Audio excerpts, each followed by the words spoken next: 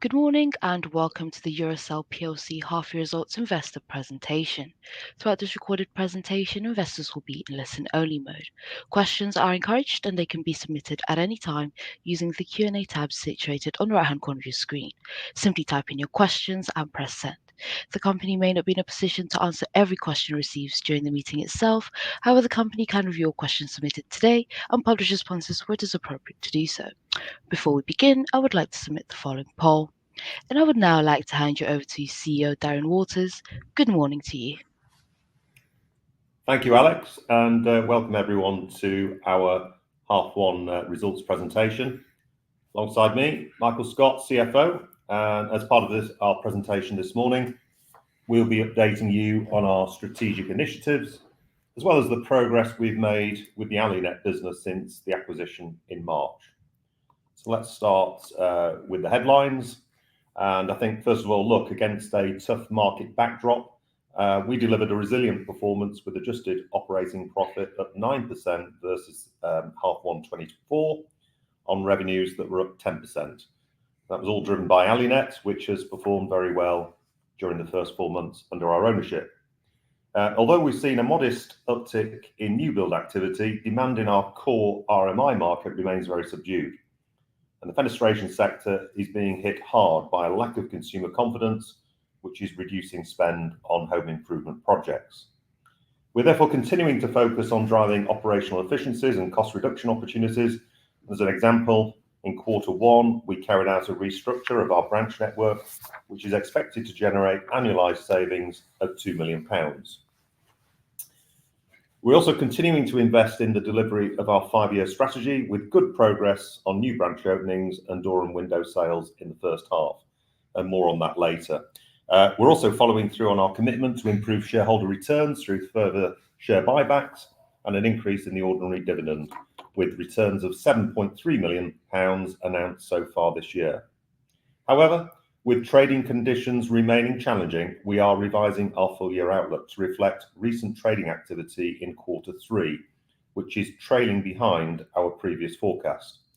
And I'm now going to hand over to Michael, who will run through our financial performance in more detail.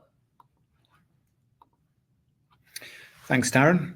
So I'll start by going through the financial highlights on page 5. With subdued trading conditions, underlying sales volumes were below H1 2024.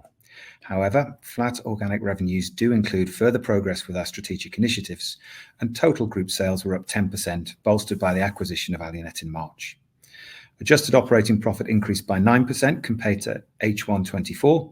This reflects a strong contribution from Alinet and effective cost control, partially offset by lower organic sales volumes and labour cost inflation. At the same time, we've also progressed further targeted investments to maintain momentum with our strategic initiatives. Adjusted profit before tax down 3% includes increased depreciation and finance costs following the acquisition, and adjusted earnings per share up 7% reflects a lower share count following our buyback programme.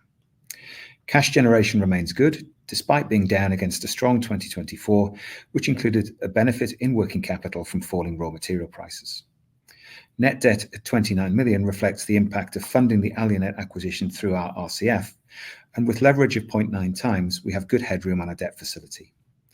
Finally, on this slide, so far we've announced shareholder returns of £7.3 million this year, including the 2025 interim dividend of 2.3 pence per share, up 5% on H1 24, and our current £5 million share buyback, which is expected to complete in the second half.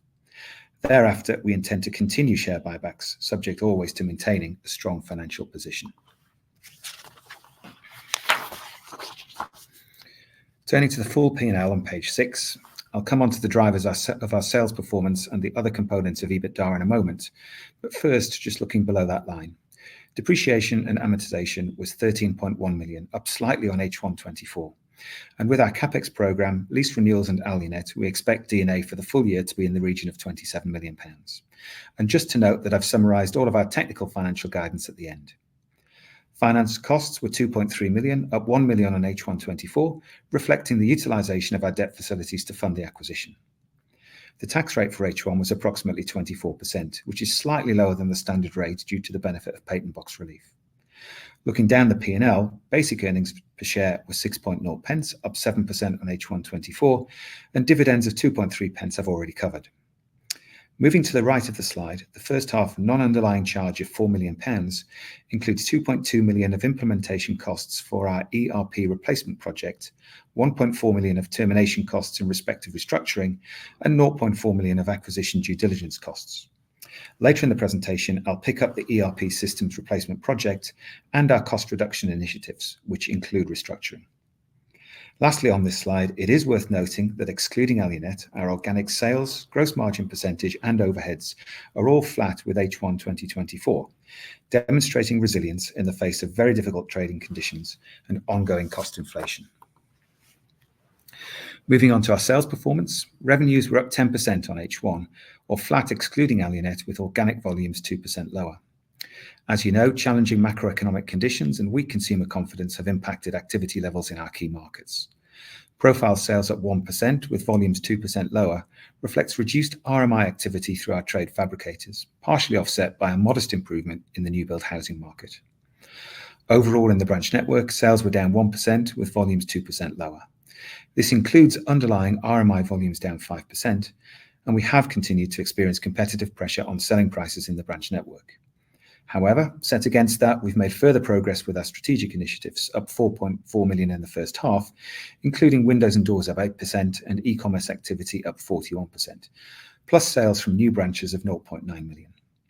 Alionet is performing very well, with post-acquisition growth of 36% over the corresponding period in 2024, driven by market share gains, and Darren will cover Alionet's performance and the other strategic initiatives later in the presentation.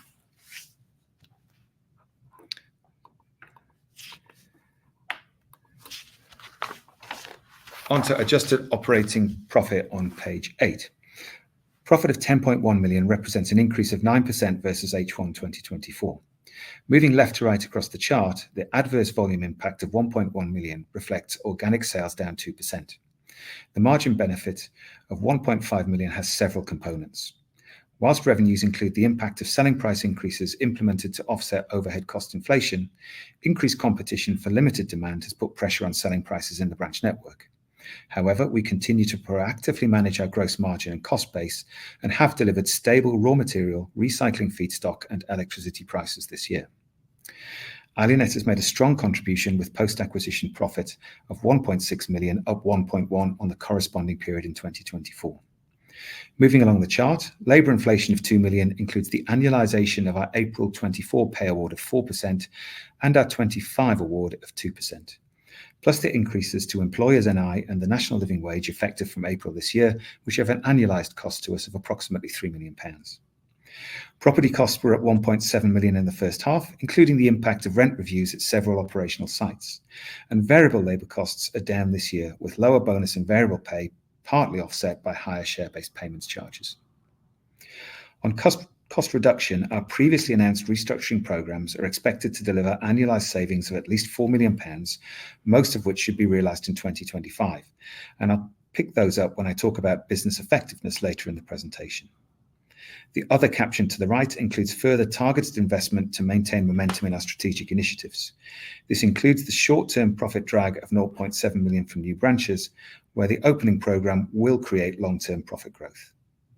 In summary, operating profit is up due to Alionet and effective cost control, despite weaker underlying sales volumes and ongoing cost inflation.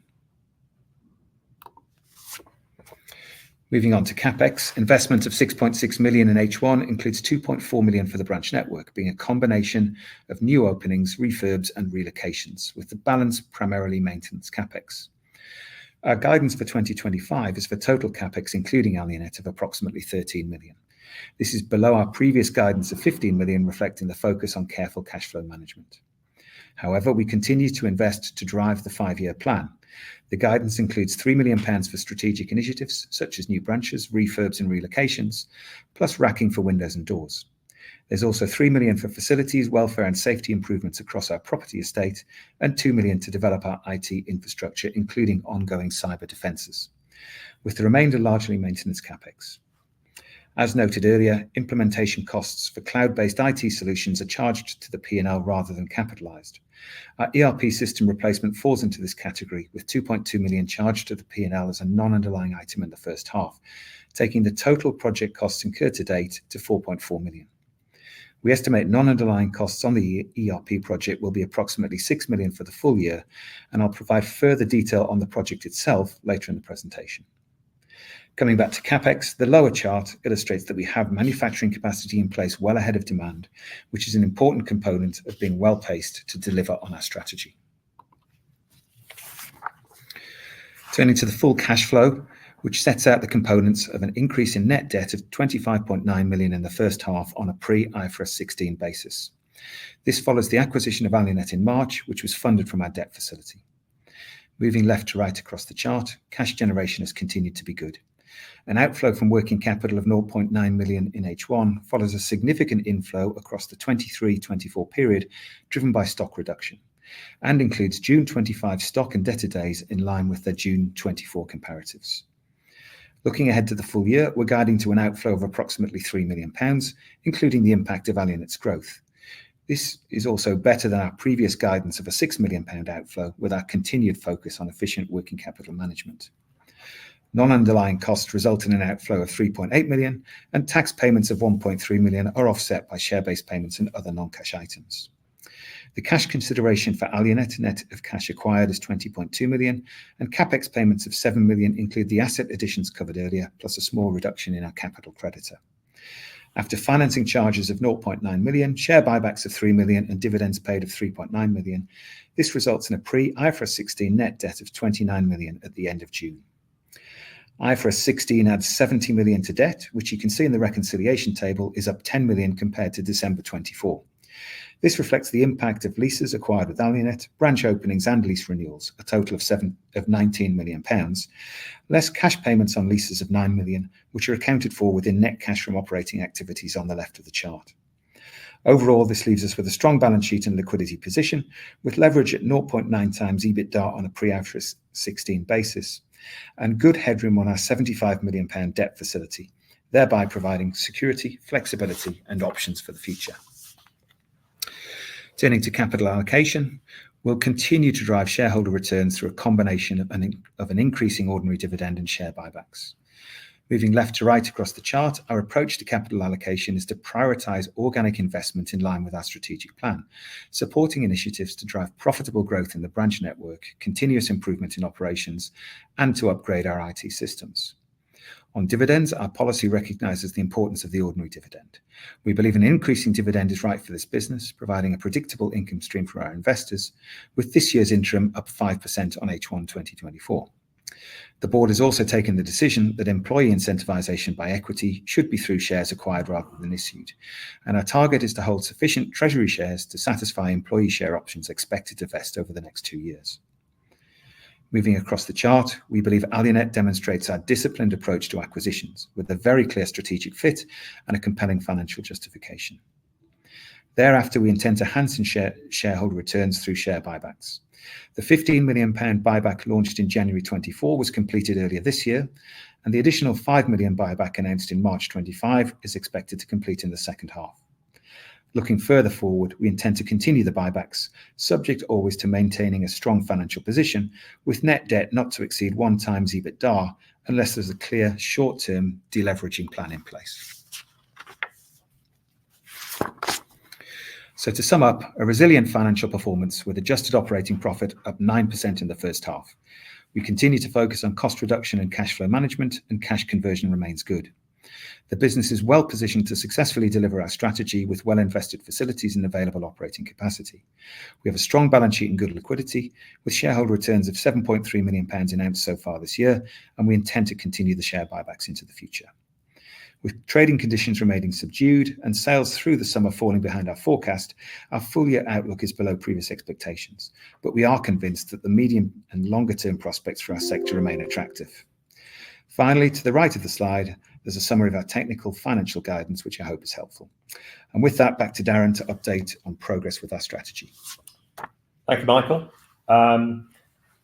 Here we've got our 5-year strategy summarised in the EUROCELL House that we launched last year, where we set out the initiatives that will drive us towards 500 million of revenues, 50 million of operating profit, an operating margin of 10%.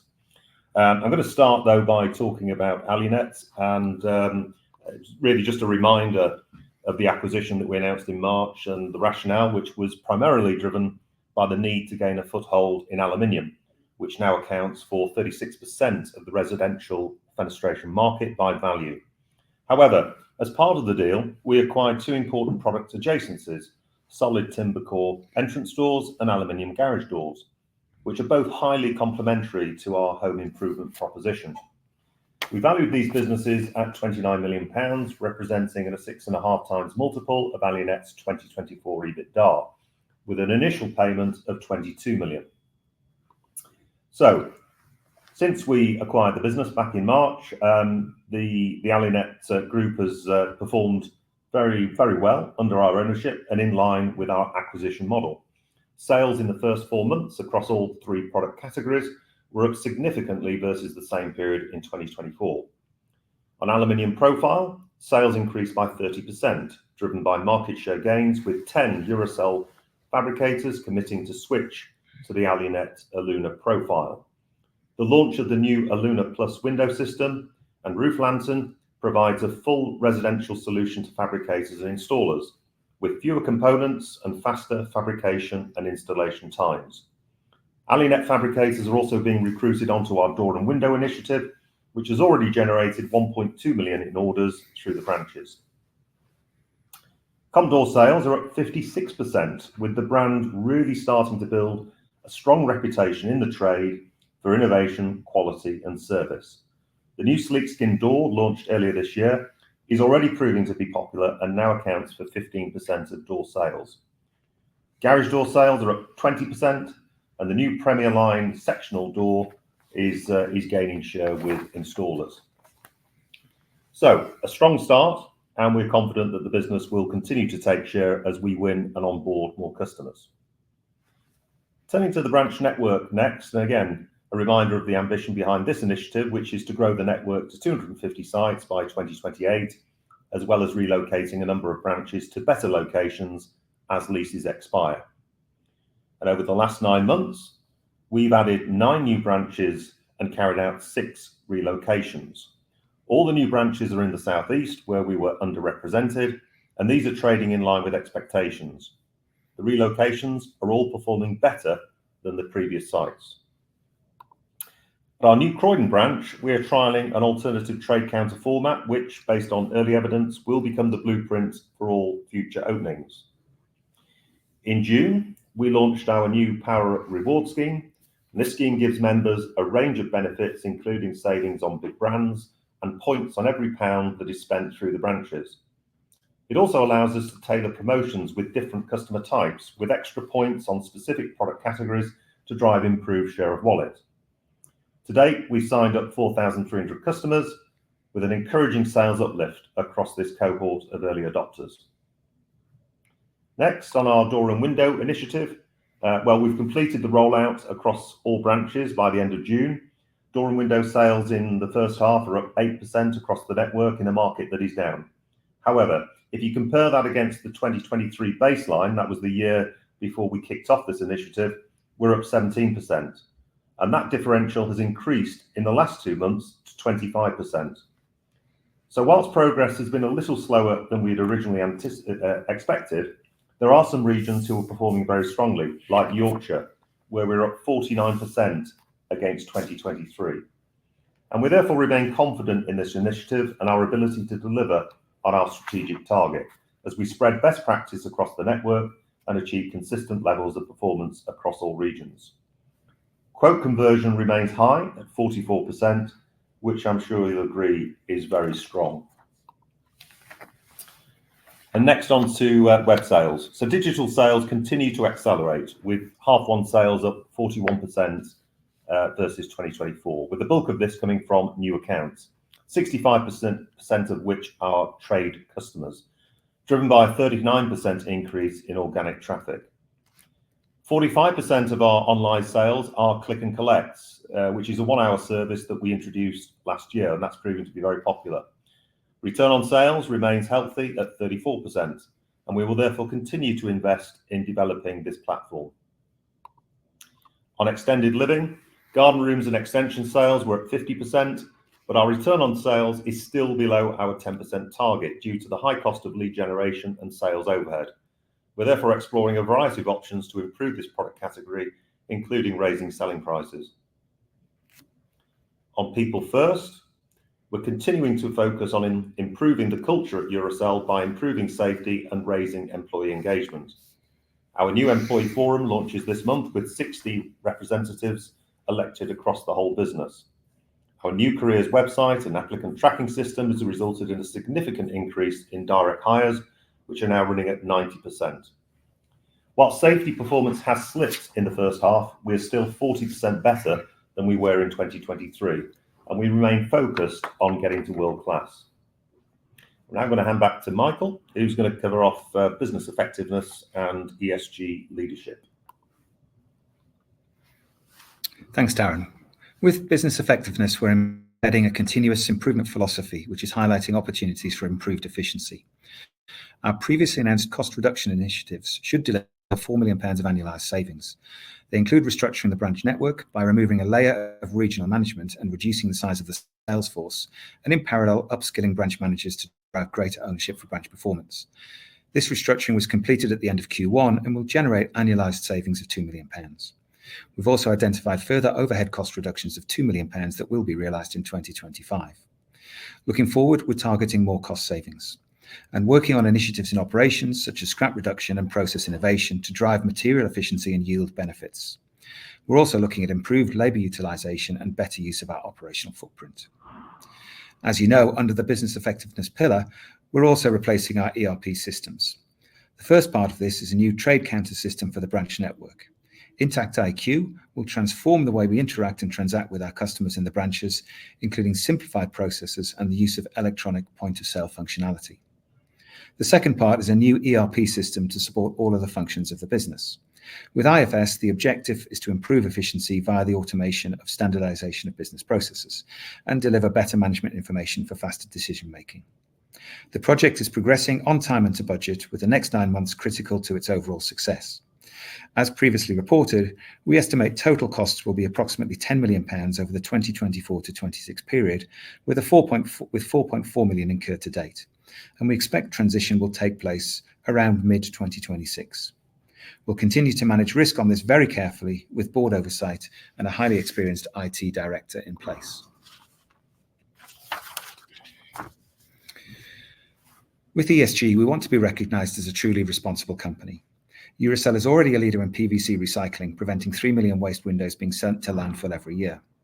We're working with a specialist consultancy on the development of our ESG objectives and data collection and disclosures. We're targeting net zero carbon emissions by 2045. So far this year, our targets have been validated by SBTi, and we've published our net zero transition plan. We've also received a CDP climate disclosure rating of B at first submission and an MSCI AA rating. The transition plan includes a near-term target to reduce Scope 1 and 2 emissions by 67% by 2034, primarily through a transition to 100% renewable energy, the conversion of our commercial fleet to HVO, plus moving company cars and vans to EVs. Medium-term Scope 3 actions include optimizing the use of recycled material in production, and over the longer term, engaging with our suppliers on their own science-based targets, which we hope will support switching to a commercially viable, low-carbon alternative to traditional PVC resin progressively over time. Finally, we've also made progress on the other initiatives we have to drive carbon reduction, including further investment in on-site electricity generation through the installation of solar panels at our largest operating facilities, and using a lower carbon PVC resin in the production of our Modus profile this year. With that, back to Darren to wrap up. Thanks, Michael. So, in summary, a resilient performance in the first half despite the market headwinds. The real positive, of course, has been Alinet, where revenues are up 36% versus 2024. As we navigate weekend markets, we will continue to focus on self-help through effective cost management and operational efficiencies, to further optimize the business and mitigate against an anticipated delayed market recovery. We remain committed to driving shareholder returns and therefore expect to continue with our program of share buybacks after completing our current scheme in the second half. In the near term, we're not anticipating any seasonal help from the market, particularly in RMI, and we therefore expect our full year results to come in below previous expectations. However, medium and long-term growth prospects for the UK construction market remain attractive, plus we have good momentum on all of our strategic initiatives, including Alinet, which we expect to continue to outperform. The group is therefore well positioned to drive sustainable growth in shareholder value. And with that concludes our presentation, and we will move to Q&A.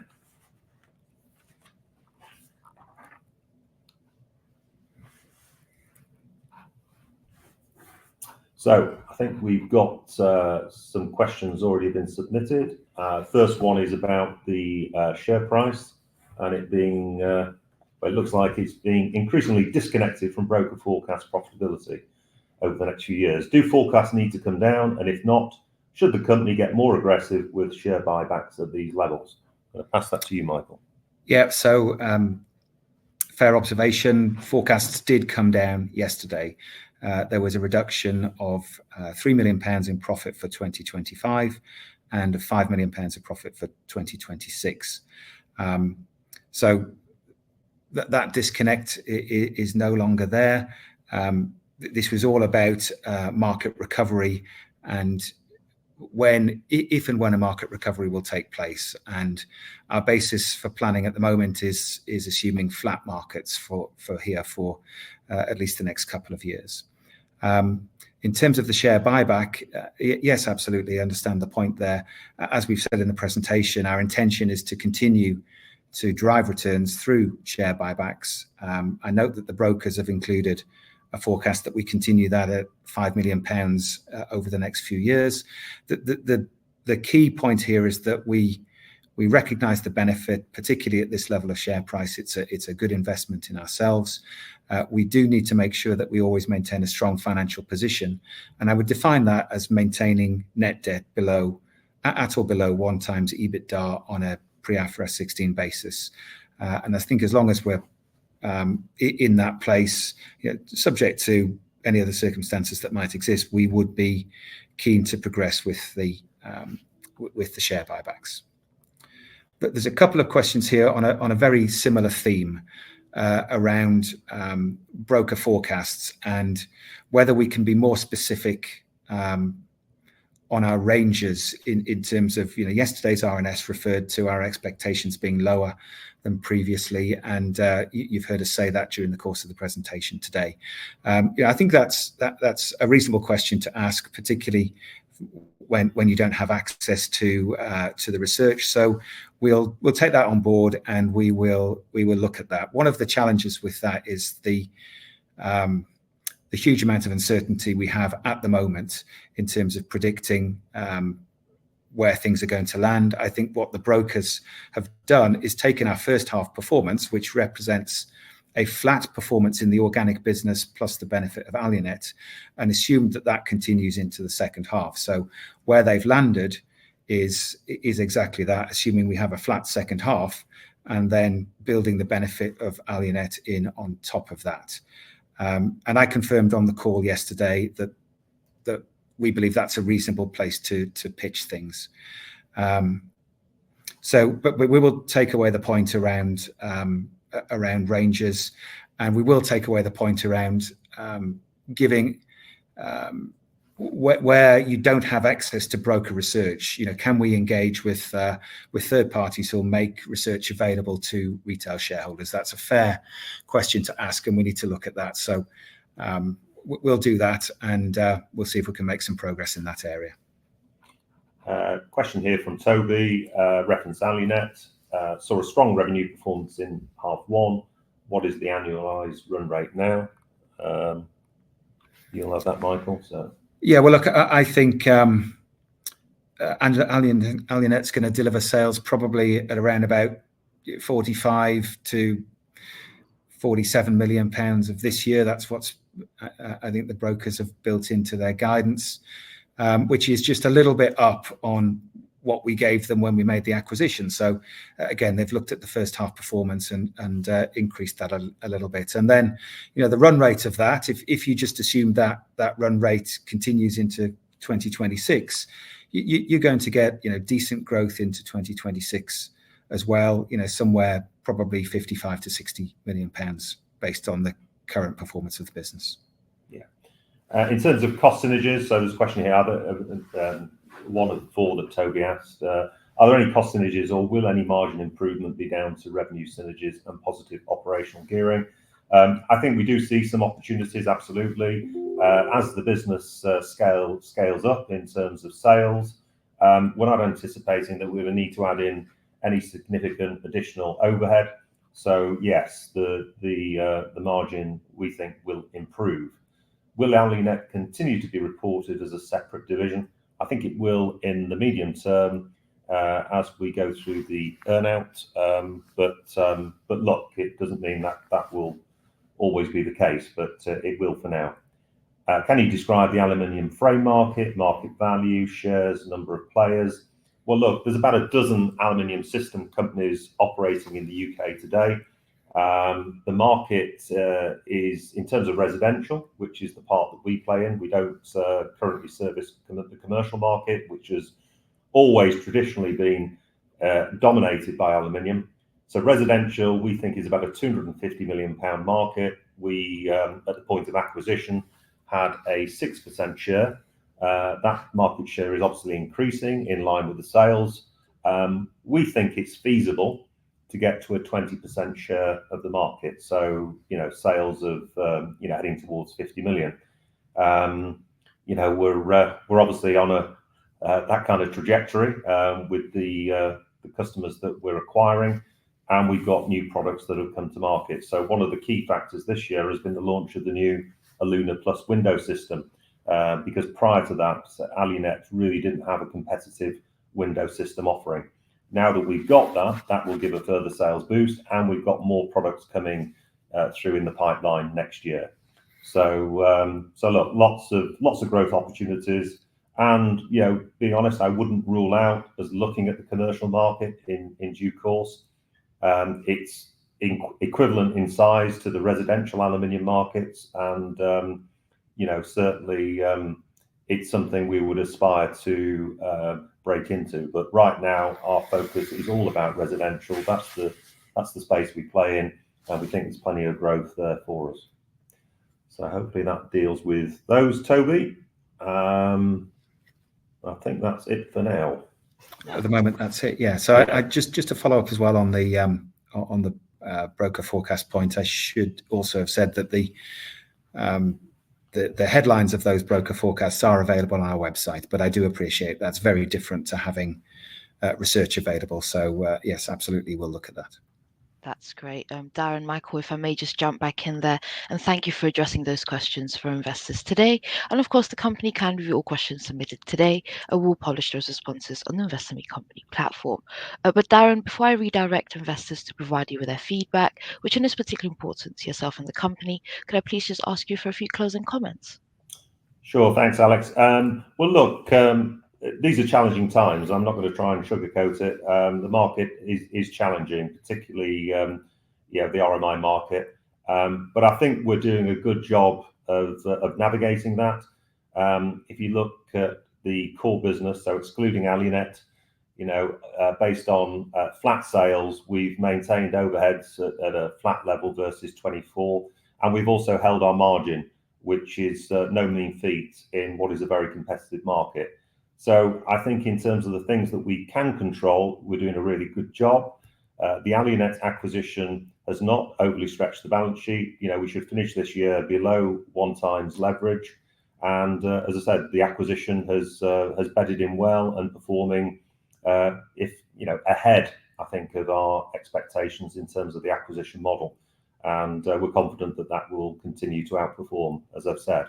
So look, and also I think on the strategic initiatives, again, as you can see, we're making good progress, and we're absolutely focused on delivering our strategic targets, the ones that we set out in the EUROCELL house in terms of 500 million of revenues, 50 million of operating profit at 10% operating margin. The business is behind that. We're improving the culture, and we're just we're looking forward to the day where we see some green shoots in the economy.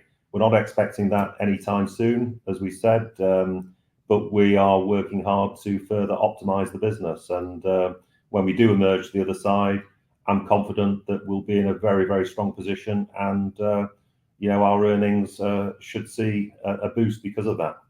And so other than that, thank you very much for your attendance. It's much appreciated. Thank you for your questions, and we look forward to catching up again soon. That's great, Darren. Michael, thank you once again for updating investors today. Could I please ask investors not to close this session, as you will now be automatically redirected to provide your feedback in order that the board can better understand your views and expectations.